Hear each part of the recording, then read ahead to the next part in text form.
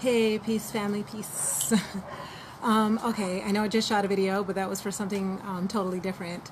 I wanted to share this one too because I was actually going to share this the other day, I guess the day before yesterday or something, after it actually happened, just to kind of like continue with the sharing in the process. I should have titled this video, Be Careful What You Wish For.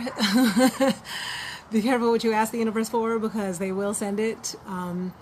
So in the last video, I was talking about just the process and how much I really wanted to get to a space where I don't feel triggered by, other beautiful women, or by other people who are wealthy or graceful, or like who have elements to themselves that I'm lacking, or that I feel that I'm lacking.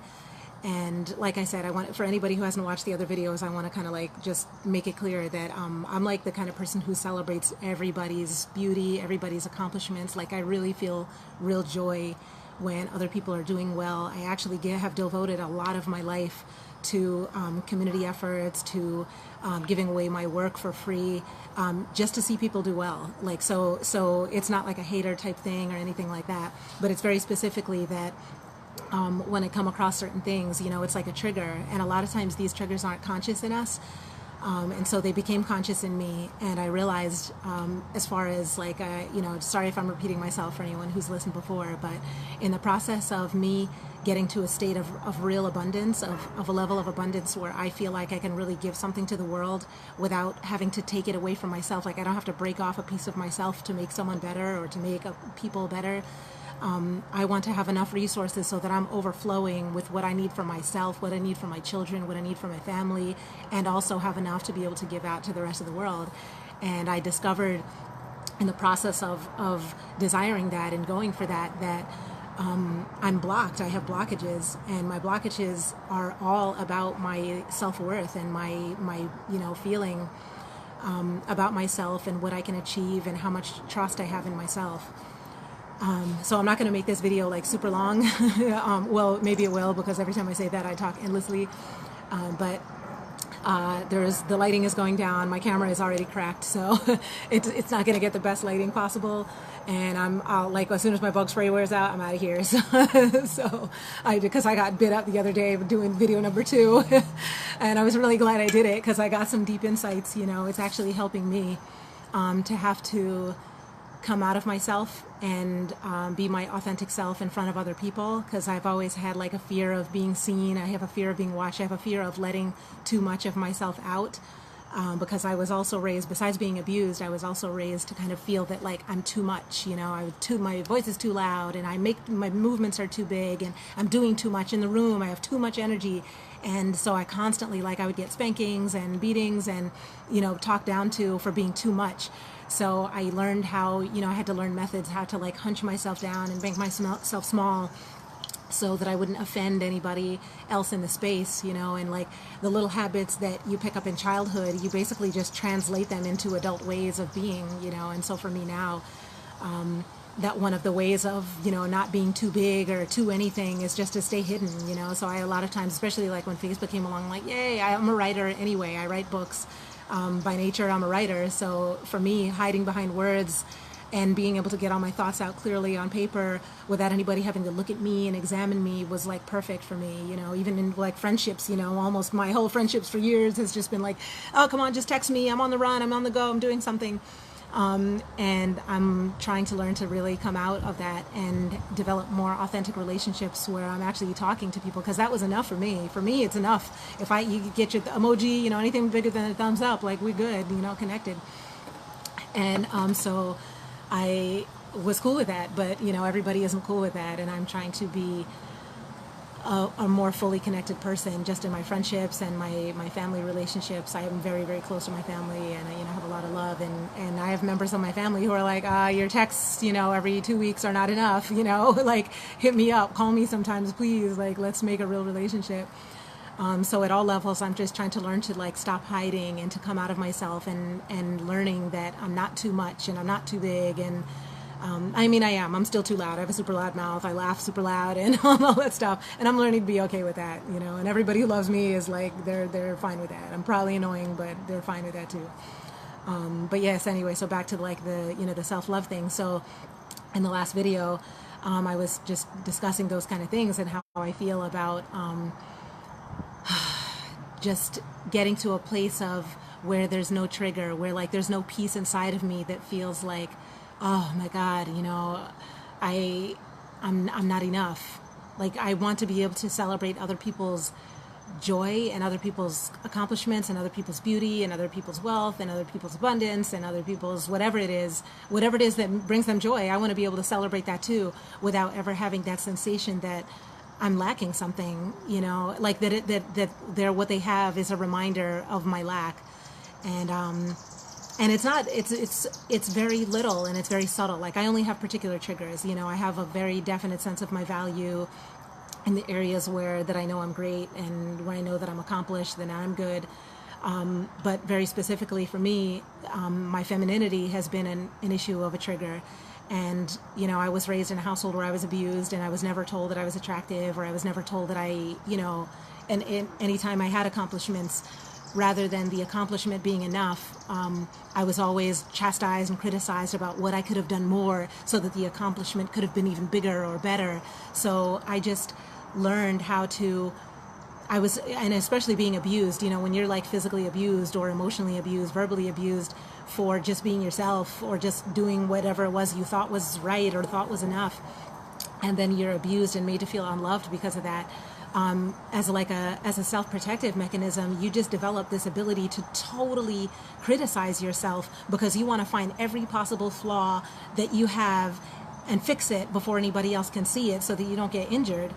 And so I took that habit from childhood with me all the way into adulthood, so that like my inner voice, my inner story that I'm telling myself all the time is never like, oh wow, man, you did such a great job with that, or oh, look at all the things I've done in my life, man. And it's like, okay, I did some great things, cool, yeah, but or okay, yeah, I'm pretty, but and the story is always like, but something, there's always something more that needs doing. And so it's just like really it's like time to end that, and so like this is a real mission for me. So in the other day, it's funny because I was talking about somebody. I have there's tons of beautiful sisters and amazing brothers out there online who I connect with all the time, and there's someone who has like these features just this like way of this femininity about her that I just like, oh, I wish like it triggers me. It gives me that like, oh man, if only I was that feminine. Damn, why am I not pretty like that? And I just feel so like lacking. I've been told, I know that I'm pretty. Like mentally, I know that I'm pretty. I know that I'm attractive. Other people have let me know. My partner very much lets me know that I'm beautiful and I'm attractive and everything. So it's not an external thing. It's still internal. That because of probably the situations that I went through as a child, getting raped all through third grade, and being raped later on in life, and then also being abused, that my femininity was basically destroyed. It was negated because it just was like not acknowledged at all. Everything I did that was feminine, anything to do with like, there are things that are traditionally or socially considered feminine, was just ignored. And so I had no feminine value at all. And then the only times when my femininity meant anything was when somebody was taking it from me. And so I didn't feel that my femininity was worthy of respect or love or anything like that. And I would look at other women be feminine and beautiful, and men are just celebrating their feminine beauty. It hurt me, And the other day, I got triggered because of a situation, and I'm going to be honest. I wasn't sure if I was going to be honest or not, but I feel like I should be. My partner was celebrating somebody's feminine beauty, and I was triggered because that's like especially a person who I felt so that she's just really beautiful, and that I wish that I had that level of beauty and grace and femininity. And so because it was that certain person, it like really just triggered me, and I was like so hurt. And like I said, my partner gives like all efforts to remind me of how beautiful I am, and I'm very secure in that area, but somehow it still triggered me because it was that particular thing that I'm still trying to work through. And it was crazy that the day that I shot this video talking about, oh, I want to be, better with my like self-love and learn how to master that and learn how to just be okay and not be triggered. That very night, the trigger incident happened and I had to actually deal with it, and we ended up having to have a whole discussion about it. And it was like really embarrassing because that's not the person that I am. That's not what I'm like, and so it's weird for me to even address it. Like I didn't even want to say it out loud because I was so embarrassed that I was feeling that at first I didn't want to talk about it. But you know how it is when you don't talk about stuff. Oh, excuse me, guys. My phone is dying, so I'm actually gonna like go ahead and take this inside before this whole thing disappears. Before I even had a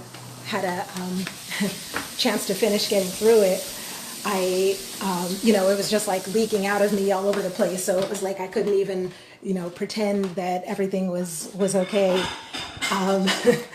Okay, let me find somewhere. I couldn't pretend everything was okay. So I had to face it. I had to face it and deal with it. And it was like it was just like a really interesting growth process to have to work through that. And I'm really grateful for the experience of that because I was able to work through it. But, it didn't get worked through until there were like tears and, just all kinds of whatever energy. I'm so sorry. This is so, oops. This is so random of me. I'm like in the darkness here and walking all over the place. But whatever, I told you guys I was going to come and be authentic. And here it is. Here's my authentic. Everything. There we go. All right. Not only am I authentic, my phone is now plugged in. So I'm not going to, pass out on you guys. And I'll get to finish what I'm saying. So let me come over here and finish speaking. But yeah, so I have like a couple of things to share about that experience. Number one, oh, thank you, thank you so much. So number one, the importance of of being connected with somebody who is able to accept your process, accept where you're at in your process, and like actually loving you unconditionally is a key. That is really key to being able to heal. Because if I hadn't been able to share that incident out loud or how I felt about it, I would have just like festered. I would have taken it internally and I would have just like let it fester and let it soak in and ignored it, and it would have erupted in some other way in the relationship. And so because I felt idiotic even feeling, those feelings, like I felt stupid feeling that, but whatever you feel, part of the process of like self-love is just honoring that whatever you feel is what you feel and it's where you're at. So I had to be honest with myself, and I was feeling like really bad, and I was feeling like feeling ugly, and like, oh, wow, my partner has to look outside of me if he's looking for feminine beauty. I don't have that, and I have other great things, but I don't have that, and I'm so sad, and I wish I had it. And I had to like really address that because I didn't come at it correctly. I came at it with the usual like, oh, I don't know, why do you feel like that? No, you're prettier than me. And it was pathetic. And I was like, oh God, oh no, it's just, this is pathetic. How could you even say this? I can't stand girls who are like, and you think, why'd you look at that girl? And normally I'm like very secure. I'm not the type who, if my partner and I are walking down the street together and, he's looking at a pretty woman or something, like I'll probably be looking too, because I'm like, hey, if, I'm not, I just admire beauty. Like it's not a sexual thing or whatever. It's just like beauty is beauty, and I can appreciate somebody's beauty. So I'm not triggered by that. Nobody is me. There are no replicas of me. So I'm not in competition with any other woman in the world. And I'm very aware of that, like at all levels, mentally, spiritually, emotionally. So it's not that, but it's very specifically like this particular thing about the femininity. And I realized how, in the course of having to work that through with my partner, I realized how much, how damaging, how much damage I still have to heal, because I have peeled back so many layers upon layers upon layers of like of healing with that. I had to heal trust. I had to heal feminine energy. I had to heal so much just from being raped as a child, over and over. And I did it. I got to a point where like I don't have bitterness towards men. I went through all that, through the anger, the fear, the negativity, the pain, and thinking men were dangerous and bad. And that's like in my 20s, I was in that phase, and went through a long process of healing, and I got through so much. And then so for me to be triggered by something stupid like my partner is like admiring someone else's beauty, it was like, oh my God, like where are you? What is wrong? Like, how have you done this much healing and you're still here? What is the problem? And it was like really, really disheartening to just feel like no matter how much work I put in, that it's like sometimes it feels like this bottomless pit, like I'm always gonna feel like I'm not enough, and it's like, and I just was, oh man, it was like really painful. I just went through like a lot of pain over it. I went through the pain over the actual incident itself. But then afterward, right after it was happening, I realized that like, it was made a negative situation with my partner, which had nothing to do with him, and so bringing that negativity was like, wow. So not only am I bringing negativity, I am causing a specific energy. I'm like causing a specific energy that is something from my own past, something that I need to work through, and I'm bringing it forward into the current time and space where it doesn't belong. That's my own process, it's my own incident, so I shouldn't have even brought it to him in the first place. But then on the other hand, because of the type of partner I have, because he's very like spiritually aware and very advanced and developed, he was able to recognize, he was able to calm down from being not insulted by me, but from me bringing this negativity into our space, and recognize that I needed healing. And so rather than approach me like with defense or anger or throwing me back an attitude, also he approached me with love, and he just embraced me with love, and because he understood that was what I needed. And it was like so incredible. And he was able to remind me that, first of all, my feminine beauty is not the only facet of me. Number one, that facet, there's nothing wrong with it. And then number two, that is not the only facet, that I'm a multi-dimensional being and that I'm loved at all levels. And so to be hung up on this one area, so that even if I wasn't, feminine or, physically beautiful or whatever, that my ability to be loved, my right to be loved, isn't hung up just on those things. And really, beauty is really based on like how we feel about ourselves. Of course, there's, geometry and things like that involved. And then there's also culture and our cultural overlays about what's beautiful and what we've been indoctrinated to believe is beauty. And then, obviously personal preference just from our soul.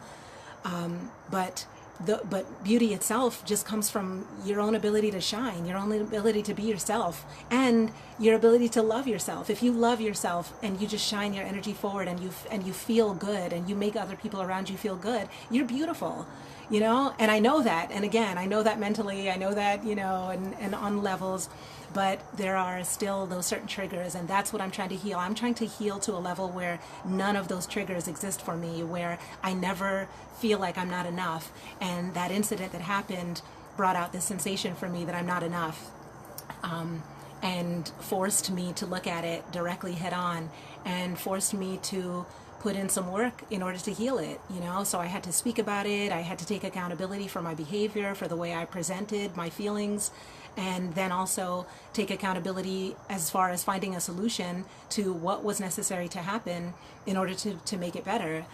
And again, because of the partner that I have, who's very spiritually aware too, he was able to say, well, what is it that what do you need from me in order to help you heal through that process? Because we both understand your process now. What do you need? And then we sat down, and he took me through this meditation. It's called a Theta Meditation. And we did this meditation. It grounds you down into the earth, into the core of the earth, and takes you up into the higher realms, and allows you to kind of call forth the energy that you're looking for, in order to kind of like reach further into your wholeness, to get to your wholeness. So he made a very just like, I can't even say how thankful I am to have a person like this in my life. Like I was actually mind blown. I was actually mind blown by the way he handled it. Because I've, obviously it's not our first relationship in life. We're not in high school. I've had relationships, and when any kind of level of, disharmony or something comes up, a lot of times, masculine energy will, if it feels disrespected or invaded or insulted, it will shut down or get angry or, go on the offense and then come back. And if you're a woman in a space who needs healing, that offensive masculine energy can feel even more painful, because, I've come from a space where I've been, seriously damaged by masculine energy in my life. So I need somebody who knows how to love me gently and who knows how to stay solid in when I am going through a tempest, when I'm going through a storm, rather than like flipping the ship over and going and turning and creating his own storm. He was able to stay fully solid in his masculine energy and embrace me and bring me back to a space of peace, and so I'm like so incredibly sorry, excuse me. So I've got bug spray there. So incredibly grateful for his ability to do that. The more positive, the more like times that we go through, not even just positive, like just the more times I go through with my partner where every new scenario brings up some new facet of us that we haven't touched or seen or addressed yet in each other.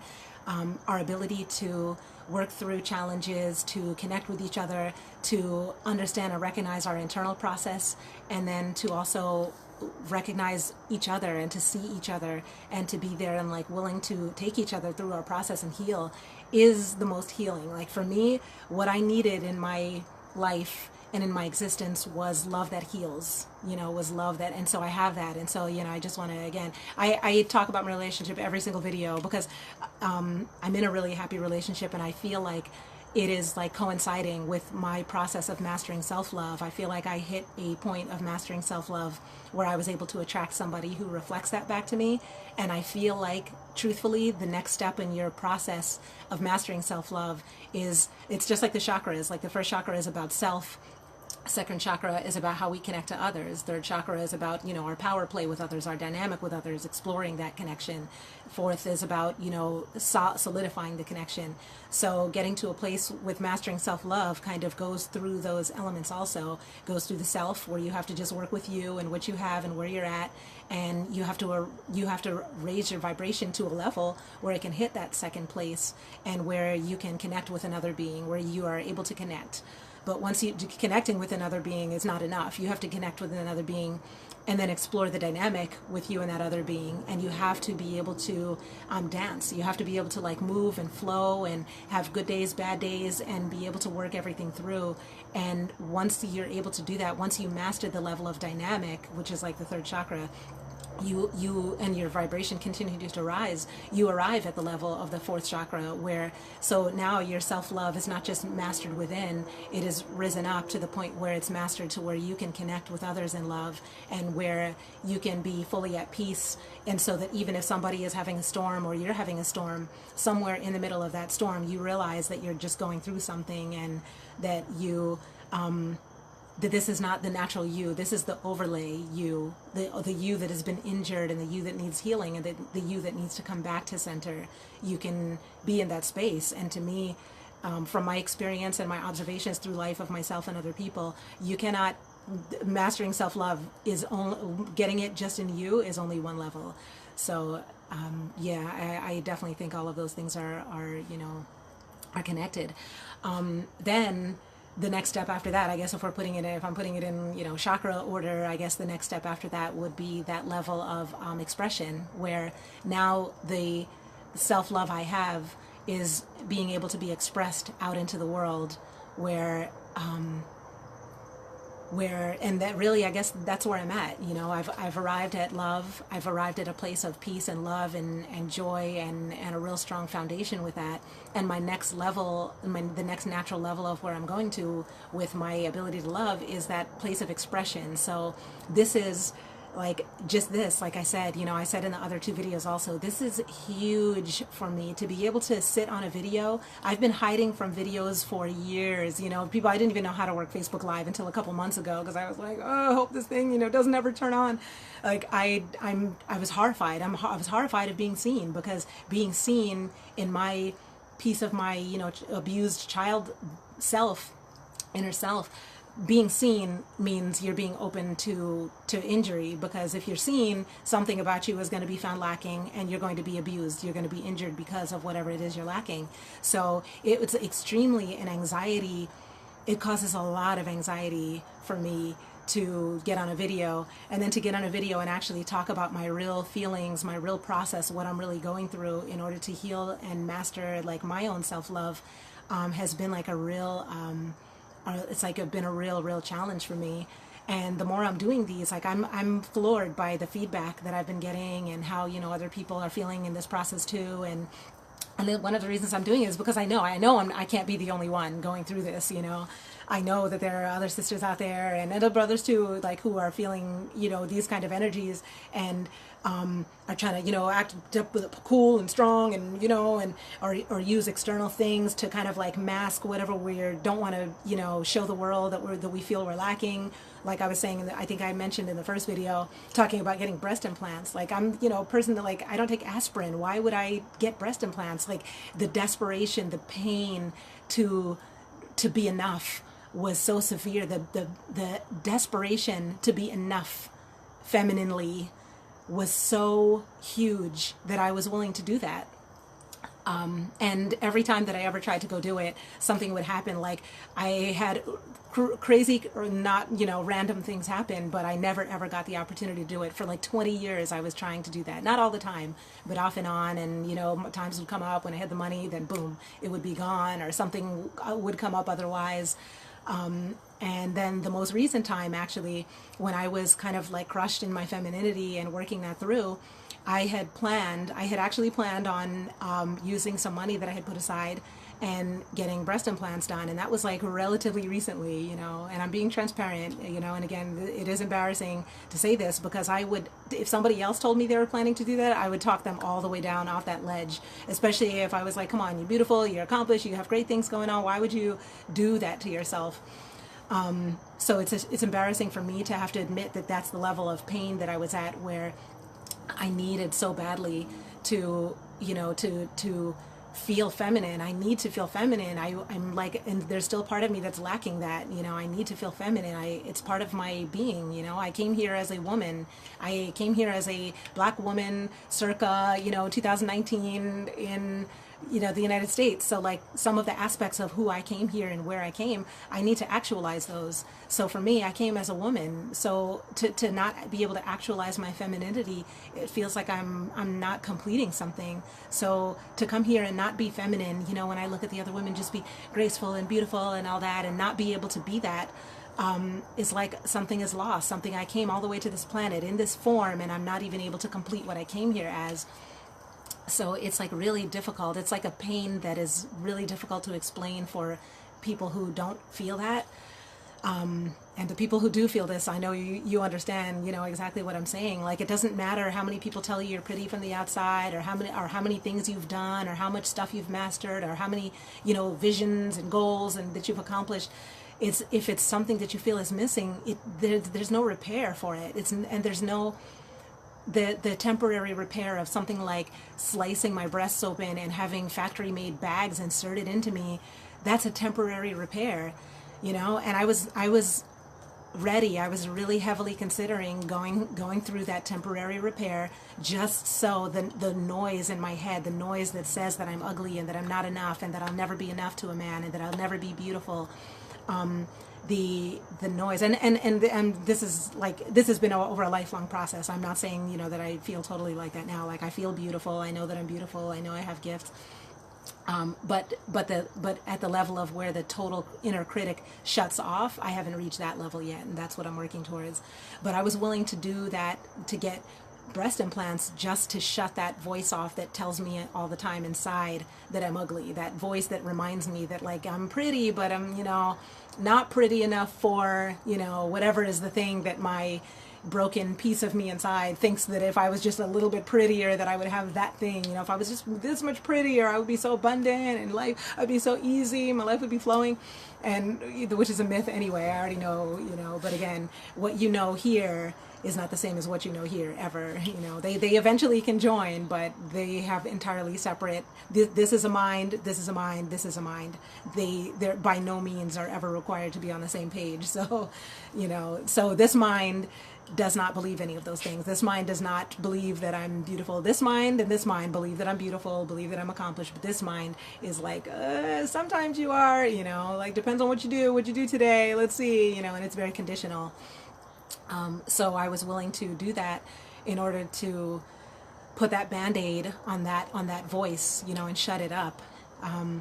And right around the time I was getting close to that becoming a reality for me, I found out that I had breast cancer. And so it was like, oh, okay, well, I guess I'll be reallocating my money to healing breast cancer, And so the process of healing breast cancer, I had to actually really look, because to actually get cancer in my, my symbols of, physical symbols of femininity meant that the injury was really deep. For the injury, it's one thing when the injury is emotional, which is already painful enough, but by the time the injury manifests into your physical reality as an injury, as a pain, means that that's a really heavy level that it's necessary to address it. And so I had to go all the way within and address all of this energy, all of this lack of self-love, all of this, fear that my femininity isn't enough. I had to address all of that, and at the root. And I healed the breast cancer. I healed breast cancer in a month, from the day that I was diagnosed with breast cancer until the time I actually was going to go, because my mother died of breast cancer at 32 years old. I have other women in my family who have died of cancer. And just based on family history and on the fact that I have 2 children who I do not want left with no mother, I felt like it was the best decision, even though, again, I'm natural. I don't do chemo, stuff like that. I don't take, chemical medicines. Despite those things, I was willing to undergo surgery, just the surgery itself, and just have the tumor removed. And I got all the way to the surgery, and they went to cut open my breast and take out a tumor, and were searching for a tumor, and there was no tumor inside my breast. Because of the work that I did. And I'm telling you, in 30 days from the day that I diagnosed it until the day I was laying on that operating table, the tumor was gone completely. But in the process of that, because I used that 30 days to use every single means at my disposal to really look why are you this? Why have you become this? Why have you let your lack of self-love almost cause your death? Who are you? What are you? What are you doing? What are you being? What have you become? And so I had to take an honest, pull all the veils off and look at myself so clearly and so deeply in order to get to that place. And it was brutal. It was really brutal, because I had to look at how injured, how I've walked into situations that negated my femininity because I didn't feel like I had it. And I had to address every single incident, every dynamic I've ever had with a man, with my daughters, with anything where my femininity was right. The process of giving birth to them, every incident of my actual femininity, I had to go back, trace through all of it, and look at what am I now? What have I become? And how do I take this out of me so that it's no longer a part of my being? And so I did that. I was successful with that process. Still cost a fortune. But once I got to that root, I realized I was able to look at the root of the issue and see really that this is what it was, so I got to that place. So it's out on the table now. So now it's out on the table, all the pieces are scattered, and it's the problem is the self-love needs more mastery. And so that's been my mission, so ever since I went through the healing stage of that, my mission has really been dedicating myself to getting better in that area. And I am just, changing by leaps and bounds, but the process is never easy. And so like, that's another reason that I think I originally had just intended to kind of like make one video about this and like, hey, 10-minute video, like, oh, I'm going through this self-love thing. Hey sisters, hope you get it too.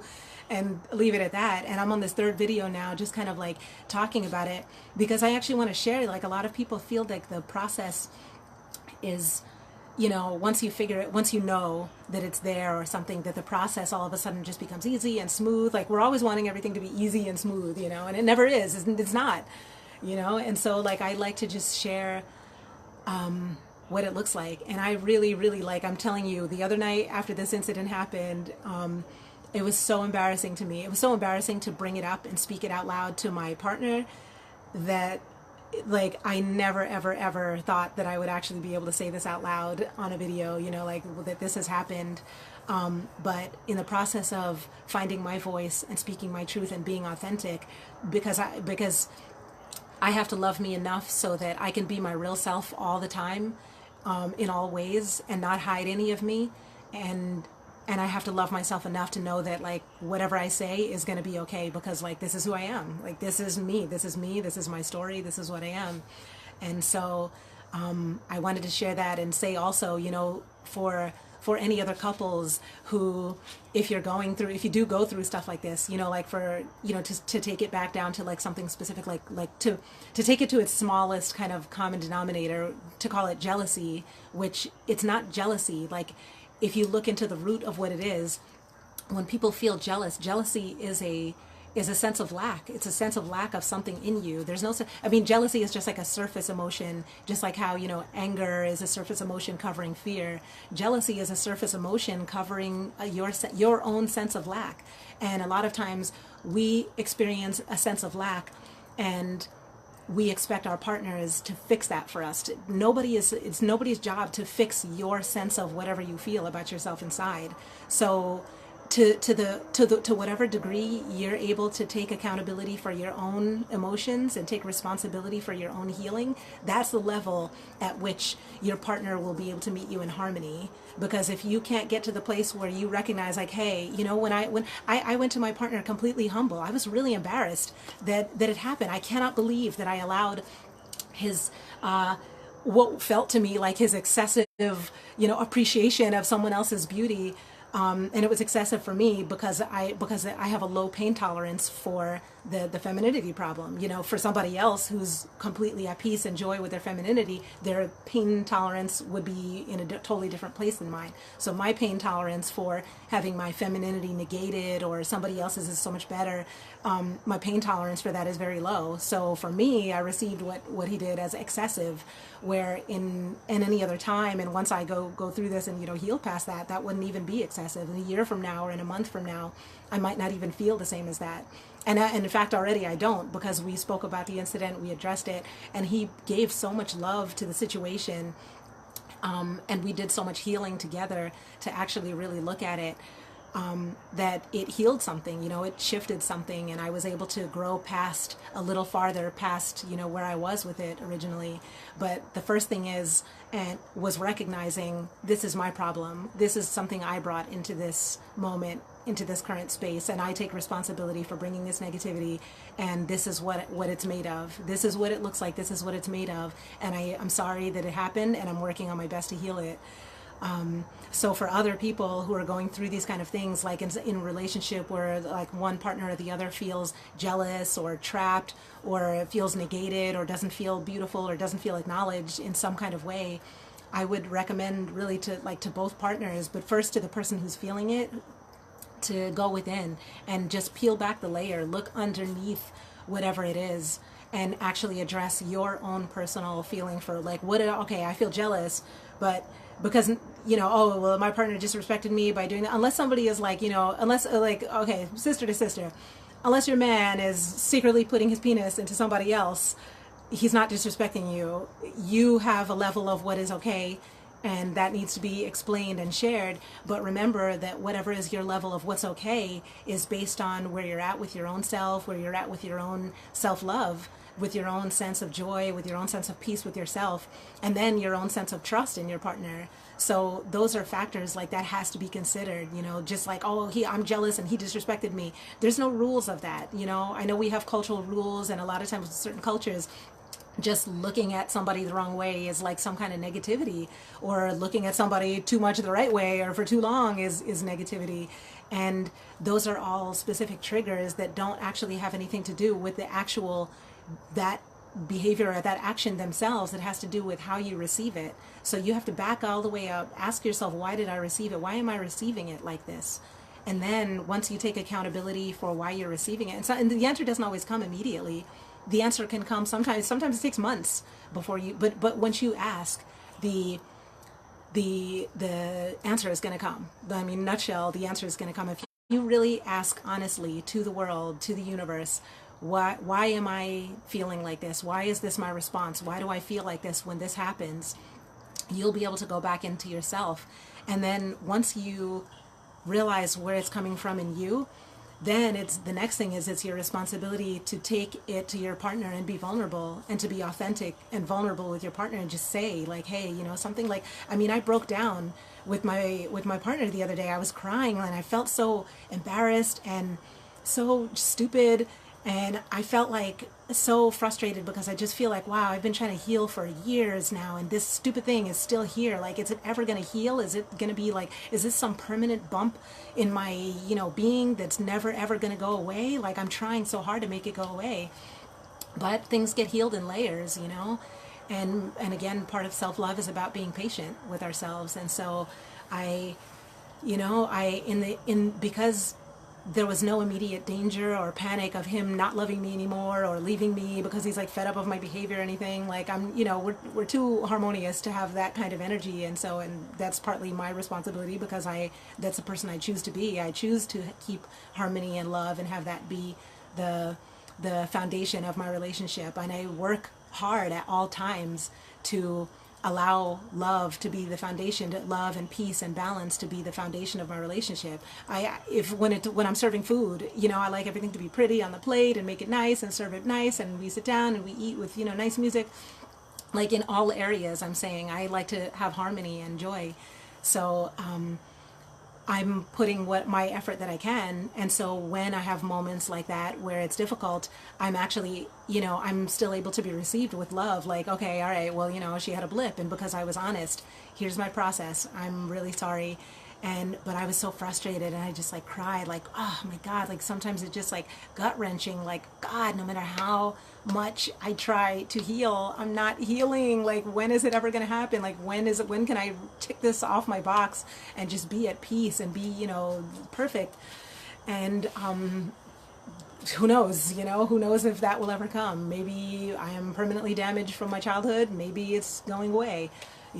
Just based on my whole life experience so far, I would say it's probably going to heal, because the place that I started out in and the person I am now are so entirely different from each other that I can't imagine that if I continue on this path, dedicated and vulnerable and open to healing and growing and doing better, I can't imagine that eventually I'm not going to just like get past this, So I'm just like, courage to everybody who is going through a process, courage to all of you, and much love. And I guess I'm gonna, end it there. I think my bug spray wore off, so I'm gonna go ahead and head back inside.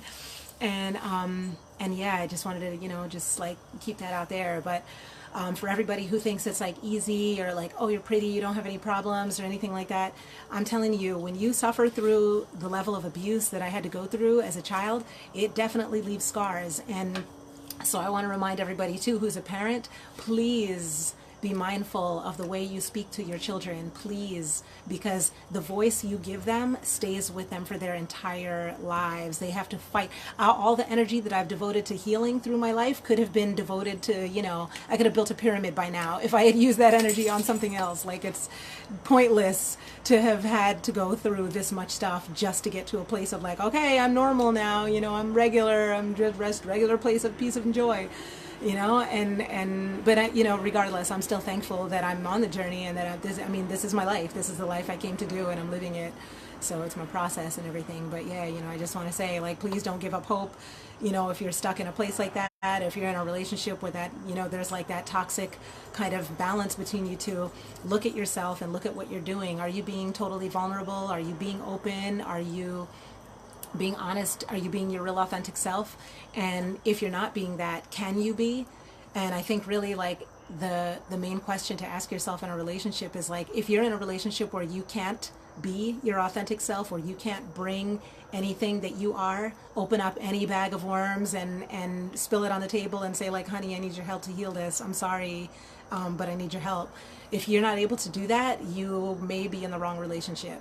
And if you don't know if you can do that, take some time, explore, go within, feel it, do little experiments. Like I said, for me, doing these videos is an experiment for me, because this is out of my comfort zone. Having to get on a camera and tell the world that, hey, I did something stupid the other night, is like way out of my comfort zone. I like to just be, hey, peace, positive, good, everything is good, we're all working together, and I speak to some people, and I'm like, I'll speak to people, I've known some people on Facebook for years. Like, I know this one brother for 11 years.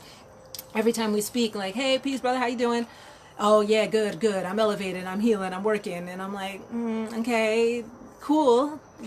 That's the right answer. That's the words we're supposed to say. But how are you? How are you doing? How are you actually doing? Don't give me all this P.O. elevated. Yeah, I could say all that too. We're always elevating. I'm breathing. I could say breathing. If somebody asks me how I'm doing every day, yeah, I'm breathing, And like, obviously we're elevating. You exist. That means that something you do is going to, take in and turn into a lesson, and you're going to use it to change and go forward. So, if you can't be an authentic self, and if you're afraid to be authentic, you have some walls within yourself to break down. And until you break down those walls, you can never get into like a space of real, honest peace and balance with somebody else. So, but anyway, I said like 5 minutes ago, I was about to, walk in and, do my bug spray thing. So let me stop talking. And I love you all. Thank you again for, for joining this, and for, connecting with me, and for like working through this process with me. Because by having this platform, and by being able to share, and by all of you giving me such like really loving and encouraging feedback, I'm feeling less and less ashamed. My inner critic, just with these 3 videos, my inner critic is like dying a little bit, and that's been really, I didn't expect that, or I didn't think that was coming. That's not why I did this. And that's like a side effect of me being able to just speak my truth. And so this is really healing for me, to be able to talk out loud and say all this. So thank you guys so much for sharing this with me, and as always, thank you to my love. And I wish all of you love, peace, joy, and we're going to get there together. Oh, and I also wanted to say, I just wanted to remind everybody too, I'm actually about to start a course. I'm doing a course on serpent power, and about using serpent power in order to bring balance for emotional balance and for physical wellness. It's going to be like a 6-series course. The first course is going to be about physical wellness, and about like setting our bodies up to be the channel that like receives all this love and joy and everything. And until we kind of like get the body in the space of that joy, it's sometimes difficult to get the emotions, which is the next level, to get that there too. If you're like, something simple, like if your gut flora is out of balance, your emotional balance will be off. So you can be depressed, you can be, sick, angry, not able to receive information when people talk to you, and it changes your life, and gut flora and parasites can do that, So gut flora and parasites can change your whole course of your life without you even realizing that's what it was. So, but anyway, like I said, so I'll be throwing that up there. And just letting people know about that as I develop it. I'm working on the curriculum right now, but yeah, I'm just like, I'm in flow. I've gotten so much healing, and I want to give so much healing, and so the work that I've done, just because I've seen now, I've actually watched where I started and where I've gone to, where I've arrived at now, and by no means am I perfect. I'm not all the way there yet, but for anybody who's been through the level of trauma that I've been through, and to be able to still be, some level of wholeness. This is from doing these works. So it worked for me. So I'm hoping that whoever else out there can benefit from it will be able to benefit. So like I said, I'm throwing up this course, and I will let you guys know about that too. But for now, okay, now I felt my first bug bite, so it's really time to go. Love you all. Peace.